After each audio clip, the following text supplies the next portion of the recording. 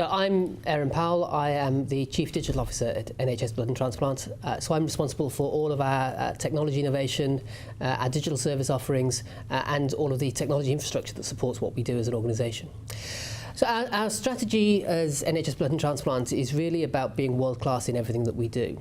And indeed, we are one of the highest performing blood services in the world on a whole series of measures, and we want to make sure that that continues and that we extend that into everything that we do. We want to ensure that when organs are donated, there is the best possible chance of those organs being transplanted. Digital, in a sense, is really just about how we can take the opportunities that technology provides us and that the growing pace of change that technology gives us to provide a more personalised and a more connected service across our organisation. Until recently, much of that was a manual process. Using the technology that we now have, we've actually taken that process and digitized it from end to end. So we're now able to collect the information about the donors digitally. We can provide that information to our 24-hour duty office, who are responsible for running the allocation schemes. And we've used those allocation schemes, those digital allocation schemes, for the first time to allocate a heart to a patient in the UK. And over time, moving more of our allocation schemes to a digital service will ultimately allow us to shorten the time that it takes to allocate organs. And that's really important for donor families, because one of the difficulties with organ donation, of course, is that organ donation only happens at one of the most tragic times, when someone has died.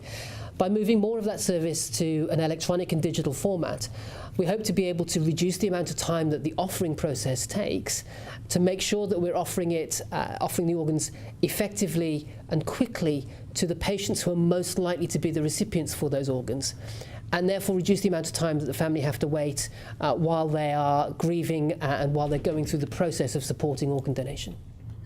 Historically, where NHSBT has faced challenges with technology is simply in managing the complexity of some of the organ allocation schemes that we have to operate, and in integrating the complex rules and decisions that need to be taken about how we allocate organs with a workflow capability that supports the staff who are managing that process, often in the early hours of the morning or at very critical times when they're dealing with multiple donors, and they have to work through a whole series of decisions that until very recently were done on a manual basis and using flowcharts and other ways of deciding.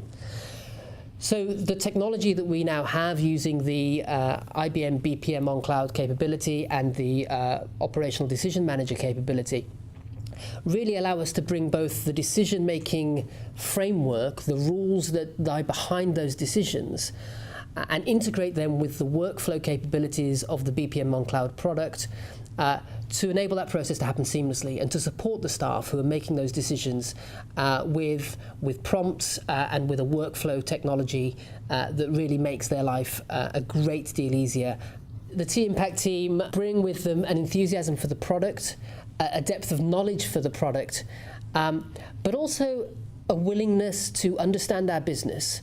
And that's what's really critical for us. I'm able to bring the benefits of technology and the benefits of digitization to processes that save and improve people's lives.